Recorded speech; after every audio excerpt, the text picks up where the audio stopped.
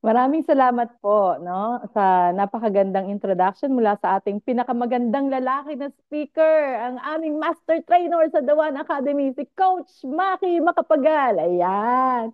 So, magandang umaga, tanghali at gabi po sa inyong lahat, no? Before anything else, magpapakilala muna po ako. Ako nga pala ang ma'am tatag ng Italia na si Coach Isabelita Salvador. Coach Isabel for short.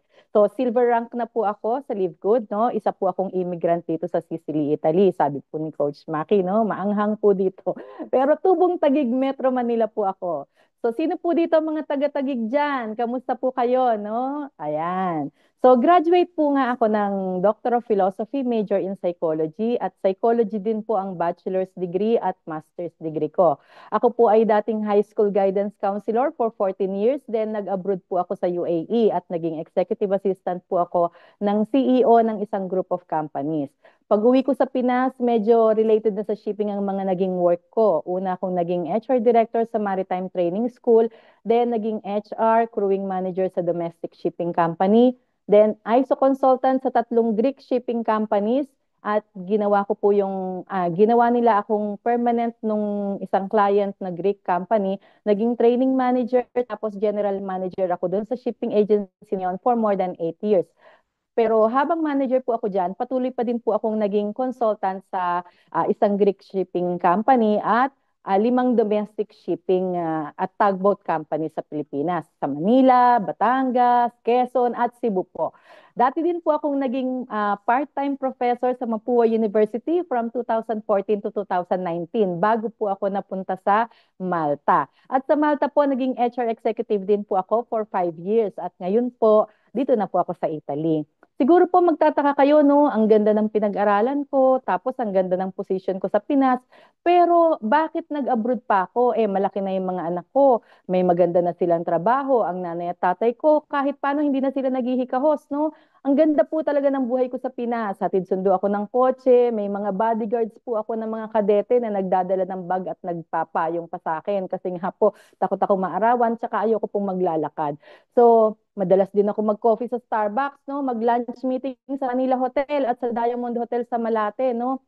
Dahil po yun sa love life. Kaya po ako umalis ng Pilipinas. Ako lang po yata ang tao na isinakripisyo ang ganda ng buhay sa Pinas para lang sa love life. At mahirap, mahirap po talaga yung naging buhay ko sa ibang bansa. Pero ganun pa man, naging masaya ako kasi natuto po akong ng mga bagay na hindi ko ginagawa sa Pilipinas. Simpleng buhay sa abroad, no? Natuto po akong magluto, maglaba, maglinis, yan. So kung tatanungin niyo po ako kung ano po yung deepest why ko, kung bakit naman ako nag-join sa Live Good, eh samantalang maganda naman ang buhay ko.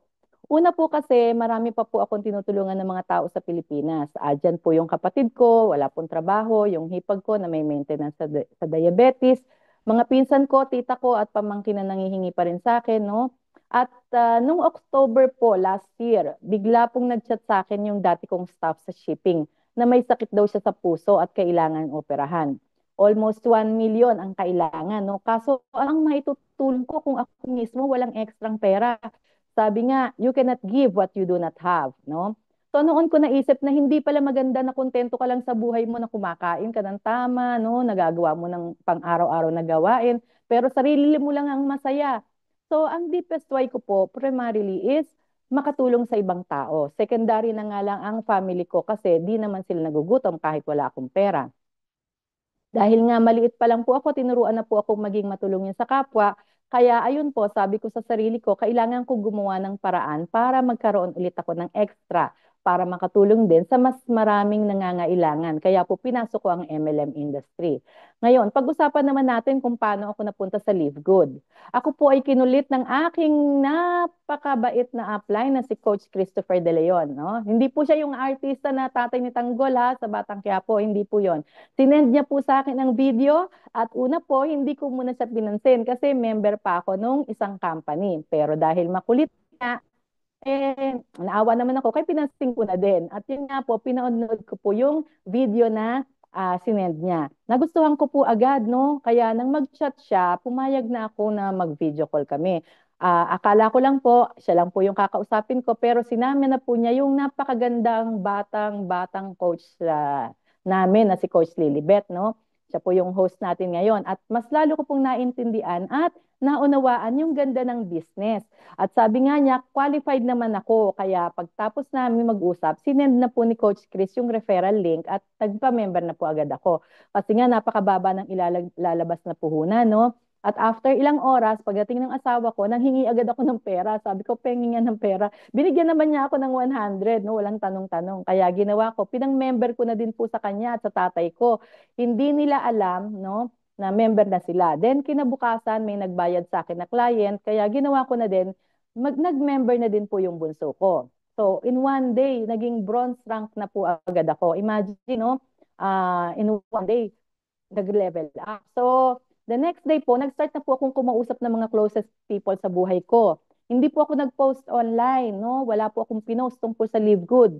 So, inuna ko muna po yung hot market ko na tinatawag, yung direct approach ko. Kasi ginawa ko muna yung family ko, relatives ko na sinusuportahan ko, tapos yung mga tao, no? Na hindi kami related by blood pero by heart. Sila po yung mga malalapit sa puso ko na tinulungan ko in the past pero hindi nila ako iniwan from then on. Yung mga anak-anakan ko, no, kung tabagin sa Malta, sa Germany, hindi lang po respeto at utang na loob ang binigay nila sa akin, kundi yung buong pagmamahal bilang pangalawang ina. So sila po yung mga inuna ko at mga naunang members ko. So, nung naging bronze na po yung tatlong poste ko, no, saka po ako nag-approach sa warm market. Wala din pong posting, puro direct approach, direct message. Tapos, after 20 days, naging silver rank agad ako, oh, di ba? Tapos, nung kumita na po ako ng more than $100, saka ko po binayaran yung aking one-year membership, no? Para po wala na akong iintindihan at para po ma-avail ko yung $20 na discount. And you know, in just 1 month, almost $700 na po ang gadang kinita ko mula sa account ko, sa asawa ko at sa anak ko at saka sa tatay ko. Eh bali, $75 lang po yung inilabas ko, no? Dahil nga sa kanilang tatlo pa lang, kinita ko na din yung $75 the following week. So ganyan po kaganda ang Live Good. Kumikita na ako kahit nasa bahay at na-enjoy ko pa din na tumulong sa mga taong nangangailangan. So yun po yung ginawa ko. Tapos lahat po ng Zoom meetings na available ako, nag-join po ako kasi gusto ko pong ma-familiarize sa company at sa system. And then, isa pong pinagpapasalamat ko, no, na napunta ko sa Live Good dahil po sa nakapasok ako sa The One Academy.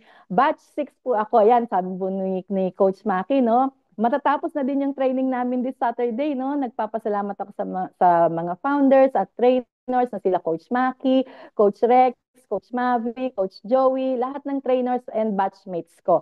Napakalaking tulong po sa akin na na-improve pa po ako at ang daming learnings, hindi lang sa business kundi sa personality din namin.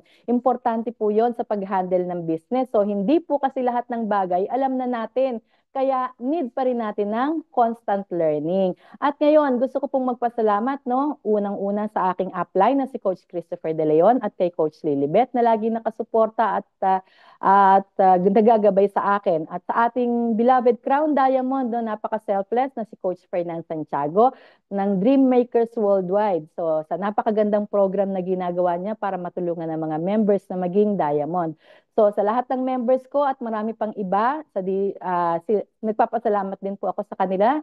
At sa Live Good, no, with all these things na nangyayari sa akin, I know that God leads me the way to be part of this company. Kaya sa mga first-timers po at mga na-invite pa lang po na manood dito sa FB Live at sa Zoom, no, kung ako sa inyo, wag na po kayong maglawang isip na mag-join. Balikan nyo na po agad yung nag-send ng link sa inyo at magpa-member na kayo kasi para makapag-start na din po kayo na gawin ang business at mag-start na din po kayong kumita. Hindi po